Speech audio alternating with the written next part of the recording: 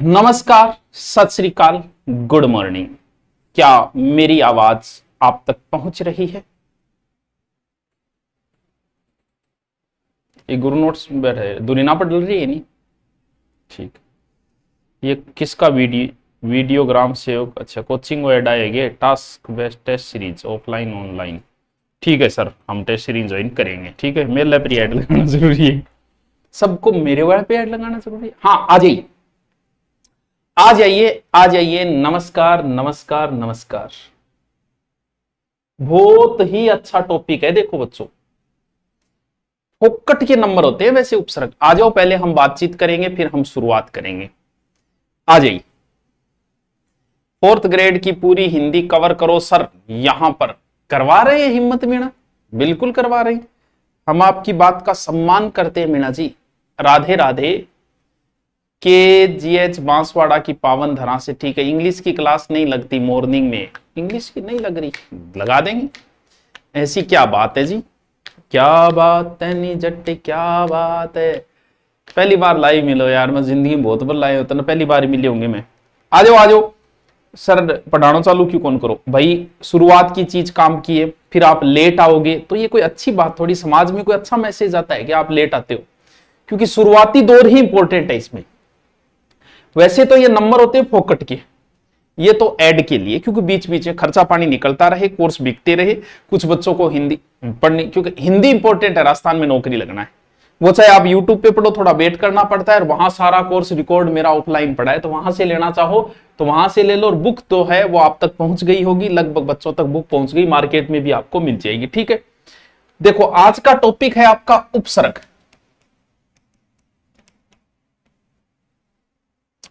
के नाम है उपसर्ग। एक इंगोई भाई वह परते। कोई बता सके उपसर्ग को विलोम क्यों? ऐसे ही बातचीत कर लूं ताकि सारे बच्चे आ जाए। तो उपसर्ग की शुरुआत की चीज ही इंपॉर्टेंट है, इसीलिए मुझे थोड़ा वेट करना पड़ेगा। तो मुझे ये बताइए, उपसर्ग का विलोम क्या होता है? कोई बता सकता है? उपसर्ग का विलोम क्या होता है? ऐसी चर्चा कर लेते हैं, उसके बाद शुरू करेंगे हम। सर कटिंग करा लो, बाल आंखा में आ रहे हैं, करवा लेंगे यार। सर दिन रात यूट्यूब पर पढ़ने से सिलेक्शन हो सकता है क्या? ना ना। अरे यूट्यूब एक हेल्पिंग वर्ब है आपकी। आपको टॉपिक आप पढ़ रहे हो 1857 की क्रांति, आपने ऑफलाइन कोचिंग की नहीं, तो जब आप क्रांति को शुरुआत में पहली बार पढ़ते हो, आपको जोर आता है यार पढ़ने में, समझ में नहीं आता। अटपटे नाम है, कहीं पीछियार्ड घुस गया, कहीं कोई घुस गया। तो आप 1857 की क्रांति यूट्यूब पे देखो, सर्च मारो किसी भी टीचर का, मेरा डाला वहां किसी और टीचर, वो एक वीडियो आप देखो पूरा, बस ऐसे हेल्प। ना कि आप पढ़ते रहो, कोई लेना देना नहीं है। यूट्यूब पे देखते आपको समझ में आई, अपनी बुक में अच्छे तरीके से पढ़ो। अगर यूट्यूब पे लटके रहोगे, आप सोचते हो इससे सिलेक्शन हो जाए, तो आपकी भूल है। यूट्यूब आपके लिए हेल्प है। जैसे किसी को पॉलिटिकल नहीं आती, वो किसी एक पॉलिटिकल के वीडियो देख रहा है, किसी को हिंदी नहीं आ रही, वो हिंदी के देख रहा है। टॉपिक बहुत बहुत इजी टॉपिक है। टॉपिक बहुत बहुत इजी टॉपिक है। फोकट के नंबर है ये। मुझे दोनों के विलोम शब्द बताओ ताकि मैं आगे शुरू करूं। मुझे हिंदी सिखा दो। अरे तो मैं क्या हिब्रू भाषा थोड़ी चालू करा? हिंदी तो रोटी खा लो, बाद में खाऊंगा।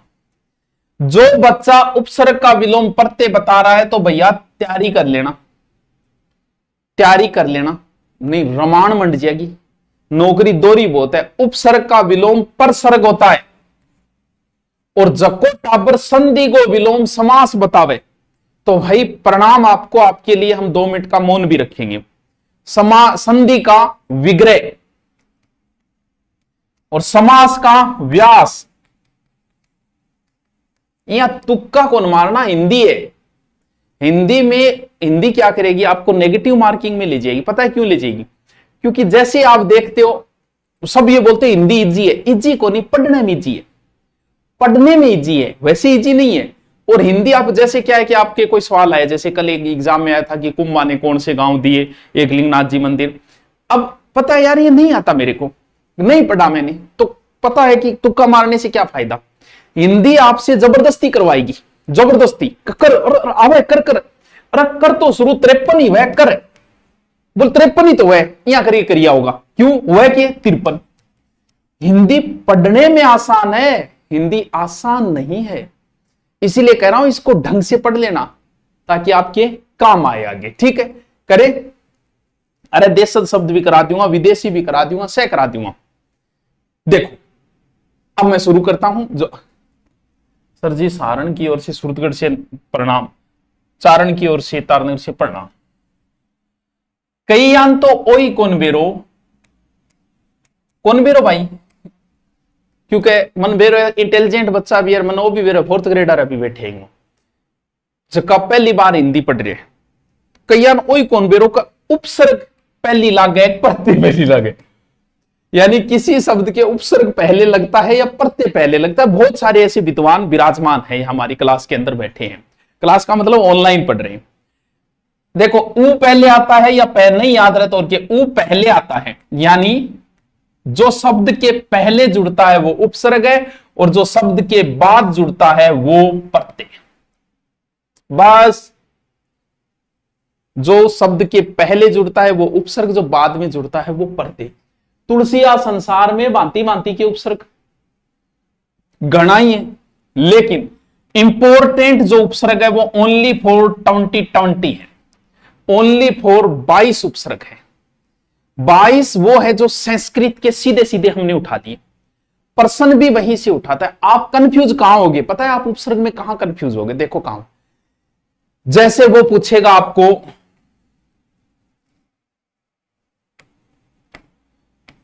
दुर्योधन, दुर्योधन में कौन सा उपसर्ग है? पहला ऑप्शन दु, दूसरा ऑप्शन धु, तीसरा ऑप्शन दुर, चौथा ऑप्शन दुर। भाई साहब आराम से सोच समझ के जवाब देना। आपसे पूछा है कि दुर्योधन में कौन सा उपसर्ग है, दुर्योधन में उपसर्ग बताइए। ये 4 ऑप्शन आपके सामने है, मुझे जल्दी से उत्तर बताइए ताकि पता चले कि तुम कितने पानी के अंदर हो और तुम्हें पानी से कितना बाहर निकाले। इसके बाद में संधि करवा देना, करवा देंगे। बताओ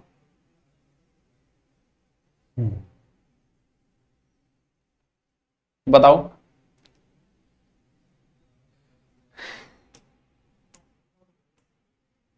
हाँ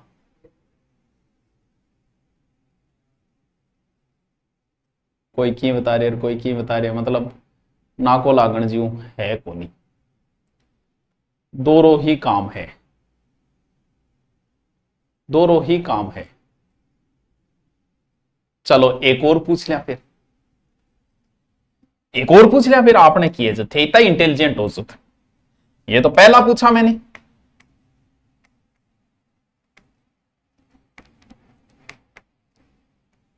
निर्भय में कौन सा उपसर्ग है? पहला ऑप्शन है नी, दूसरा ऑप्शन है निहि, तीसरा ऑप्शन है निर, चौथा ऑप्शन है निर। एक और बता दो फिर हम शुरू करते हैं। बिस्मिल्लाह रहमान रहीम करते हैं, फिर पूछ लियो। पटवारी की तैयारी करें, क्या मुझे डिप्टी जेलर करनी चाहिए? करनी चाहिए नहीं, डिप्टी जेलर का पेपर दे क्या, वही सिलेबस है, कुछ नहीं है अलग।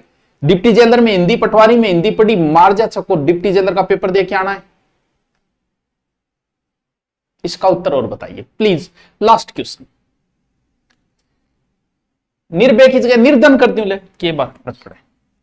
निर्धन कहे धनवान सुखी, धनवान कहे सुख राजा को भारी। बात एक ही है। अब जो मैं शुरू करूंगा, मैं समझाऊंगा, आपका बस यही कंफ्यूजन मैं दूर करूंगा। क्यों? क्योंकि जो ये बता रहे हैं वो सिर्फ कंफ्यूज के अंदर है और कुछ नहीं बेचारे, सिर्फ कंफ्यूज के अंदर है वो। ठीक है, और इस निर्धन में जो ये बता रहे हैं और ये बता रहे हैं, बस उनका इतना ही कंफ्यूज दूर करना है मुझे कि इसमें उपसर्ग कौन सा होगा। क्यों? क्योंकि अगर आपसे पूछा जाए दुर्योधन की संधि विच्छेद क्या होगी, तो ये होगी दुधन योधन, जिससे युद्ध करना कठिन हो वही दुर्योधन है। लेकिन संधि और उपसर्ग में थोड़ा सा डिफरेंट आता है, बस वही आपसे एग्जाम में पूछा जाता है और वहीं पे आप मात खा जाते हो। अब मैं आपको सबसे पहले कितने उपसर्ग है संस्कृत के 22, वो 22 उपसर्ग पहले मैं रटाता हूं, ठीक है। आ, अव, उप, अप, अपि, अभि, अति, अधि, अनु, सम, सु, नी, वी, निर, निस, दुर, दुस, पर, परा, प्रति, परि।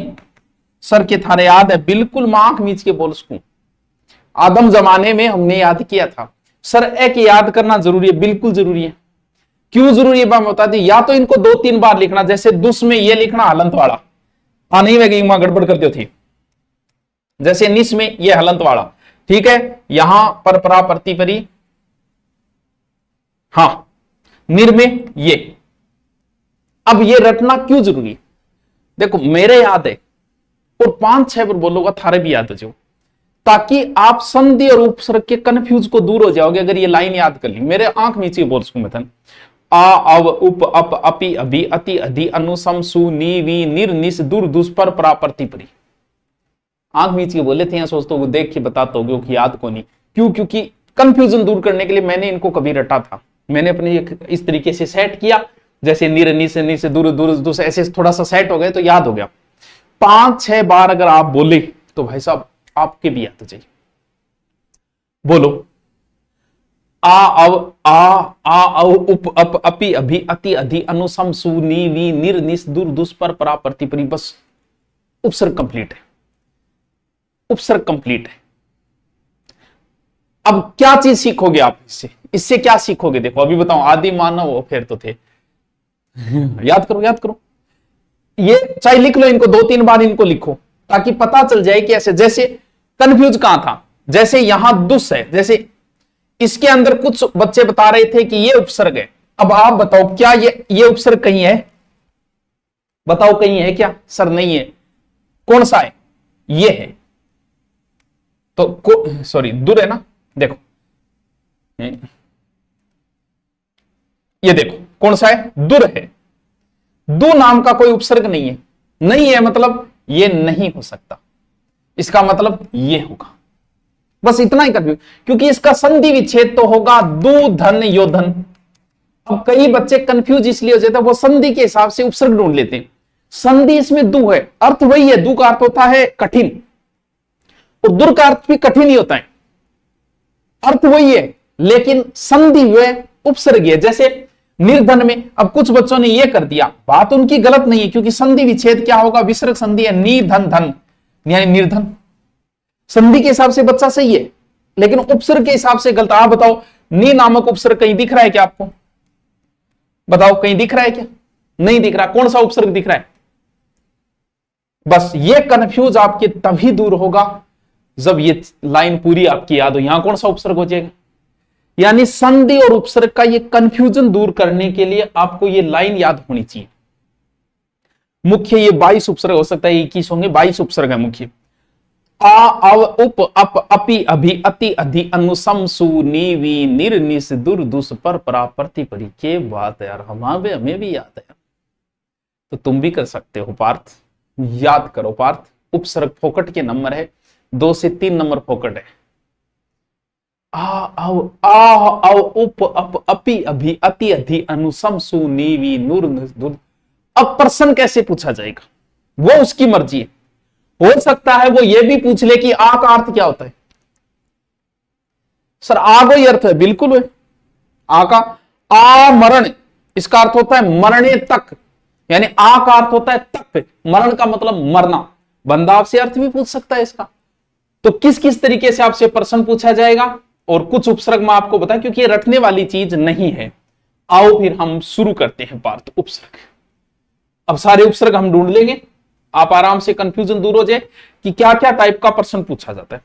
आपसे 2-3 टाइप का पूछा है, ज्यादा नेतो तो मत बन, वो मन ने कही है कोई और ने कही है, अभी ये समझ में नहीं आया हमारे। देखो आ, सर अर्थ भी पूछ के बिल्कुल, आ का अर्थ होता है जैसे उल्टा भी हो सकता है, तक भी हो सकता है, समेत भी हो सकता है। एक तो बहुत कम रेयर केस में पूछता है कि इस आ का अर्थ क्या, तो बहुत रेयर केस, ज्यादातर तो पूछेगा निम्न में से आ उपसर्ग नहीं है, या फिर आपसे एक शब्द देगा कि इसमें कौन सा उपसर्ग है, या पूछेगा कि उसमें मूल शब्द क्या है। और मूल शब्द में कई बार गड़बड़ हो जाती है, कई बार मार खा जाते हैं मूल शब्द में। ठीक है, देखो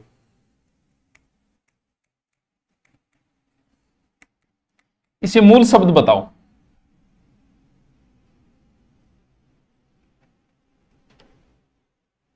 मूल शब्द बताओ,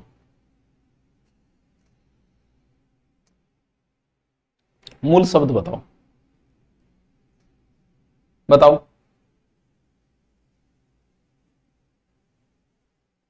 मूल शब्द बताओ।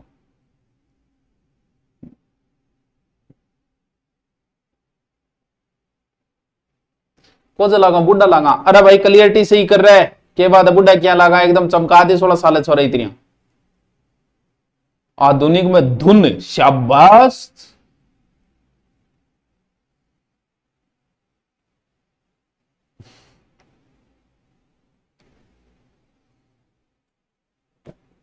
अब हिंदी गणेश हो रही है नहीं, गणेश हो रही है नहीं। क्या याद रखना है, किसी शब्द में 2 उपसर्ग हो सकते हैं, 3 भी हो सकते हैं, लेकिन प्रत्यय कभी 2 नहीं जुड़ेंगे, यह ध्यान रखना। शब्द शुद्धि में काम आता है कई बार। प्रत्यय हमेशा एक ही जुड़ेगा लास्ट में, में 2 प्रत्यय कभी नहीं हो सकते। उपसर्ग एक शब्द में 2-2 उपसर्ग भी आ सकते हैं, जैसे अत्याधुनिक, अति प्लस आ, 2 उपसर्ग है, यहां उपसर्ग 2 भी हो सकते। अरे आधुनिक में फिर एक प्रत्यय फिर अलग होगा, यानी किस किस टाइप से आपसे पूछेगा। आपसे उपसर्ग पूछ सकता है, आपसे मूल शब्द पूछ सकता है, आपसे उपसर्ग का अर्थ पूछ सकता है। सभी के सभी तुक्के बाद बिल्कुल से तुक्का मारन लाग रहे हो, क्या ना को लागो। अरे अति प्लस आधुनिक, फिर उपसर्ग, फिर उसमें उपसर्ग और निकाल, 2 उपसर्ग निकल जाते हैं। देखो आधन कांक्षा, ठीक है, आधन छादन, आ उपसर्ग हो गया, छादन मूल शब्द हो गया। ठीक है, आमंत्रण, आधन मंत्रण, आहार, आधन हार, आजीवन, आजन्म, आगमन, आमरण, आरक्षण, यानी इसमें कोई कंफ्यूजन नहीं है। आ बाहर निकालो, आ बाहर निकला, पीछे जो शब्द बचा वो मूल शब्द बचता है, ज्यादा सोचने की जरूरत नहीं है। आओ नेक्स्ट उपसर्ग। अब सिर्फ आपको समझना है, जहां कंफ्यूजन होगा वहां मैं आपको बता दूं। अव का अर्थ क्या होता है, अव का अर्थ होता है एक तरीके नेगेटिव के लिए आता है, जैसे का मेरे में बहुत गुण है और बिंग आगे एक उपसर्ग लगाओ, देखो कितना गुण हो गया बिछोरे में।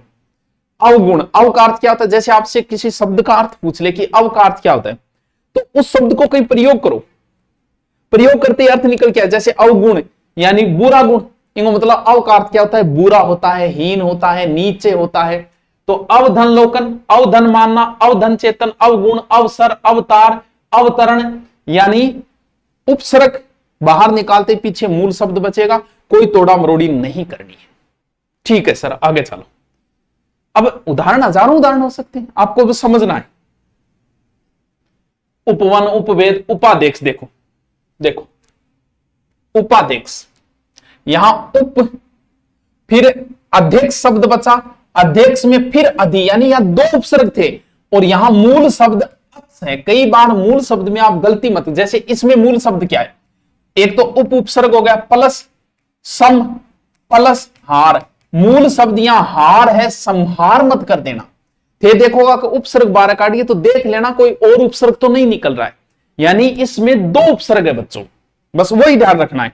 मूल शब्द मतलब सब प्रत्यय और उपसर्ग बाहर निकालने के बाद जो बचता है ना, वो मूल शब्द होता है। अगर प्रत्यय जुड़ा होता तो उसको भी बाहर निकालते, इसलिए वो आपको कंफ्यूज कर देता है कि इस शब्द में मूल शब्द क्या है। ठीक है, बाकी सीधा सीधा हो जाएगा। आओ नेक्स्ट।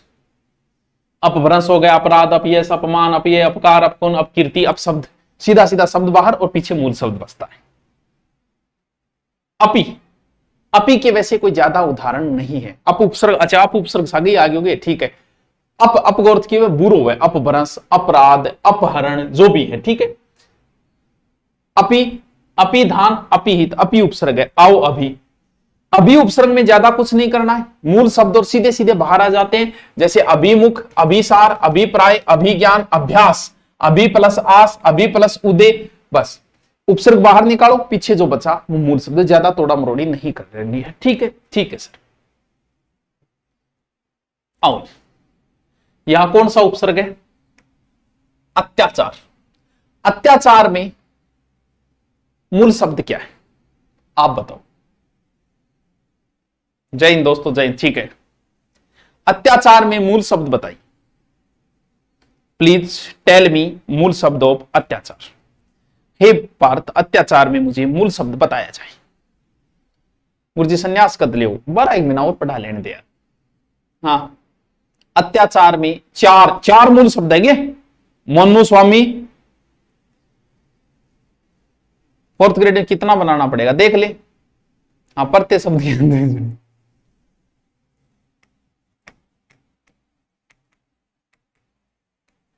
अति, पीछे क्या बचा, आचार, 1904 खाना रो,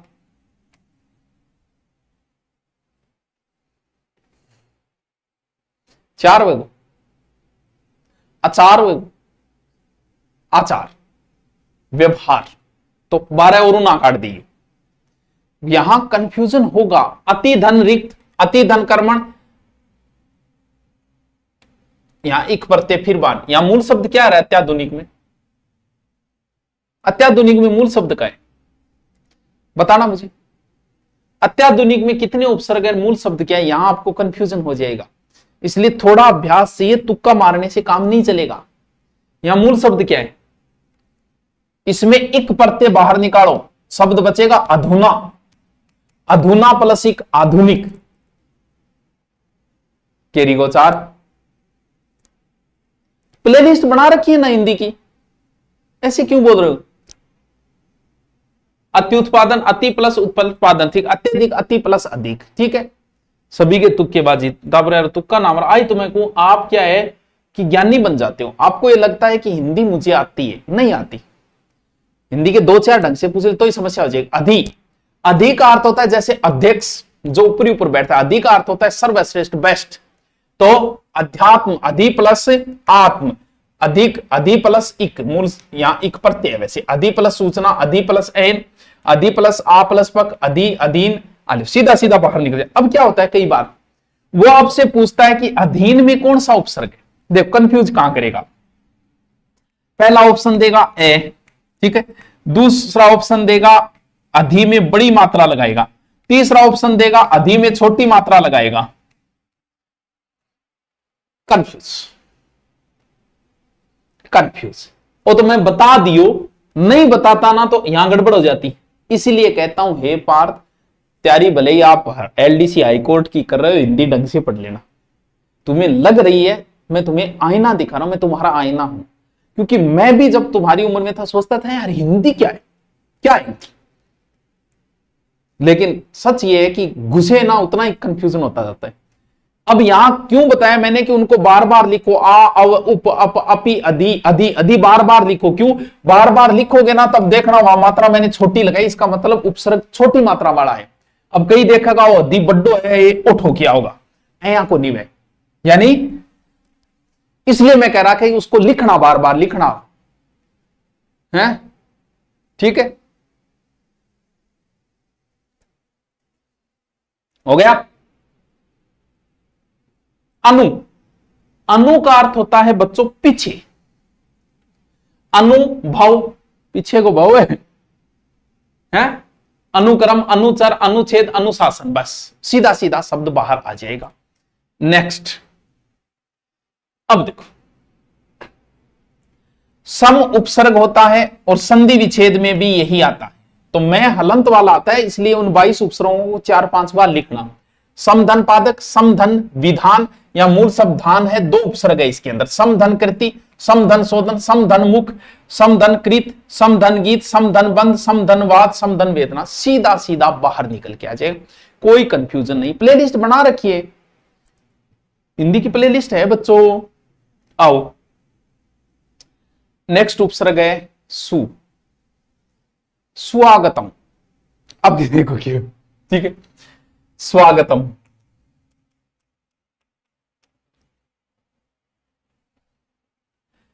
स्वागत में कौन सी संधि है, पहले तो ये बताओ, प्लीज टेल मी, स्वागत में कौन सी संधि है? हाँ? कौन सी संधि है? संधि विच्छेद करो स्वागत का, संधि विच्छेद करो। हाँ? करो ज्ञानियों। अब वो क्या करेगा, पूछेगा स्वागत में कौन सा उपसर्ग है, एक बार लिखिएगा स्व, एक बार लिखिएगा सु। बोले यार स्वागत में तो क्योंकि नई नई तैयारी करना गया तो लगभग आगे तो स्व ही वेगो, एक खातर को पढ़ लियो। नंबर फोकट किया, लेकिन उनके लिए जिनको संधि अच्छी आती है, सीख गए कि संधि और उपसर्ग में अंतर क्या है, वो चीज सीखा है, उसके लिए फोकट के नंबर है।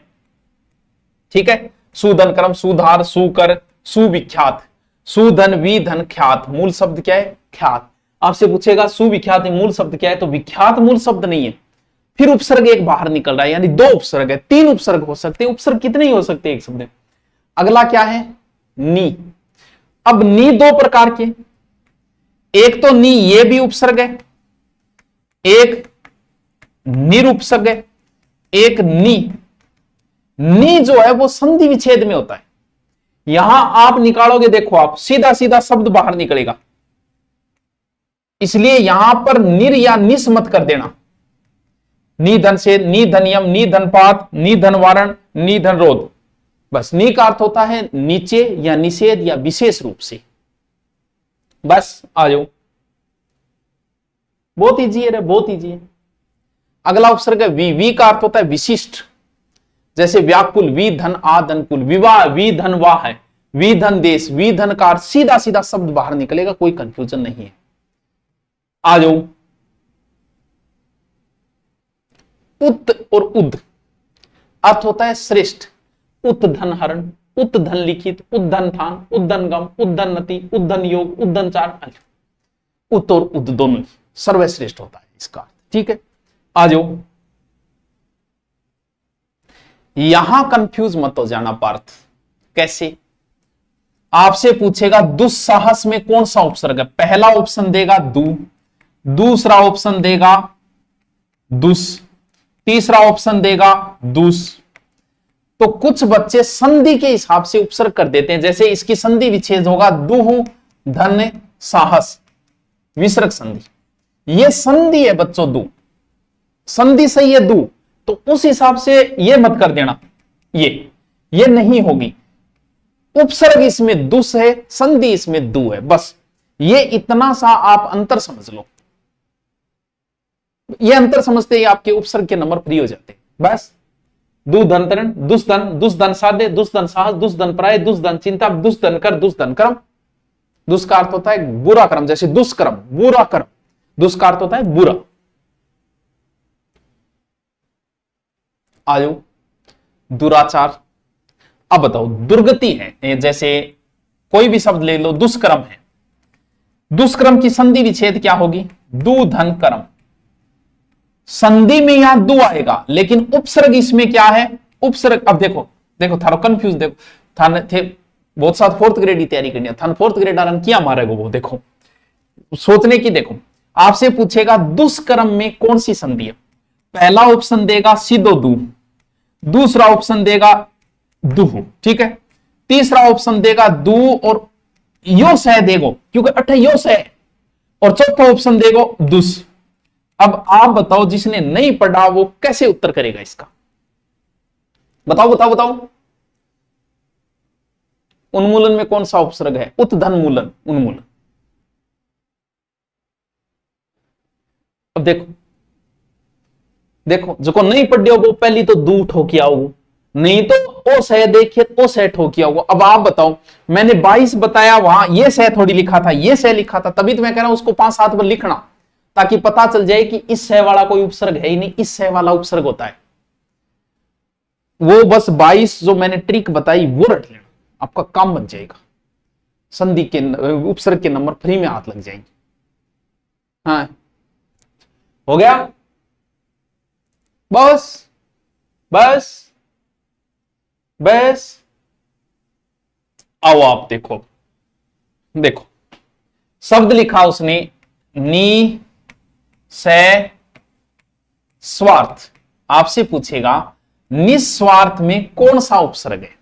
पहला ऑप्शन देगा नी, दूसरा ऑप्शन देगा निस, ये नहीं, ये तो देखो ये नहीं, जैसे निश्चय पूछ लिया, निश्चय में कौन सा उपसर्ग है। पहला ऑप्शन नी, दूसरा ऑप्शन निही, तीसरा ऑप्शन नी, और ये सह जो सह यहां लगा है, और तीसरा निस। इसलिए कह रहा हूं उन 22 को बार बार लिखना, वहां मैंने ये सह लिखा है। संधि विच्छेद तो इसका क्या होगा, निहि धन शेष। संधि तो ये है, उपसर्ग निस। बस इतना कंफ्यूजन दूर, आपका काम बन गया। वाह गुरुजी वाह, निहाल कर दिया गुरुजी, निहाल कर दिया। बस निहाल करण खातिर तो आए हैं। निर्धन अभिमान निरुक्ति, निर्धन व निरुपसर्ग है, सीधा सीधा बाहर आ जाएगा, नहीं निर हलंत लगेगा, ठीक है। पराधन जय, पराधन काष्टा, पराधन वर्तन, पराधन अधीन, मूल शब्द सीधा सीधा बाहर निकल के आ जाएगा।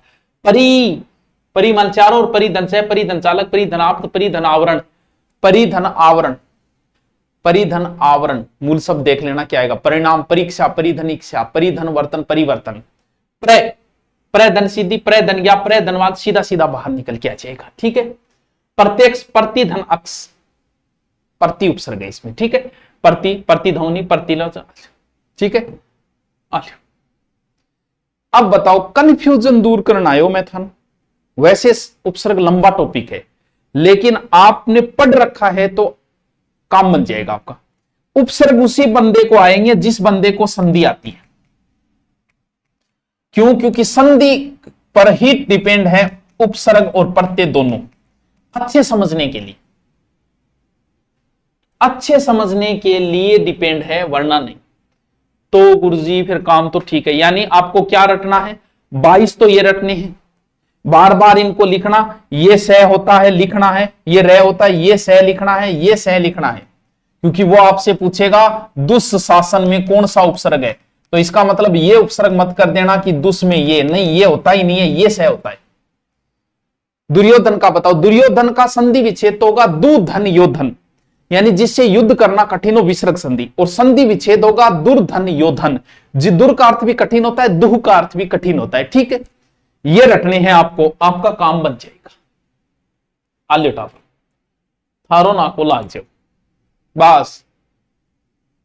अब बताओ, जिसको ठीक है 4th ग्रेड जो भर्ती है, बड़ी भर्ती है, हाईकोर्ट एलडीसी में 2 किताबें पढ़नी है, कल्चर और हिंदी, आपका काम बन जाएगा। और एसआई की भर्ती में हिंदी ही मेन है, एसआई की जल्द ही भर्ती आएगी। ऑनलाइन पढ़ना चाहते हो तो मेरा हिंदी का सीधा कोर्स है 500-600 रुपये का, वो खरीद लो और बैठ जाओ, उससे बाहर कुछ नहीं जाएगा, ना पीछे के एसआई एग्जाम में गया ना आगे जाएगा। तरीके से समझा दिया गया, ज्यादा माथापच्ची न करते में कि आप मूल शब्द, क्योंकि आपको विद्वान नहीं बनना है, आपको नौकरी लगना है, ठीक है। सर रीट में हिंदी इतनी जरूरी है क्या? यार जहां आती है वहां सभी जगह जरूरी है, हैं? चलो ओके, थैंक यू।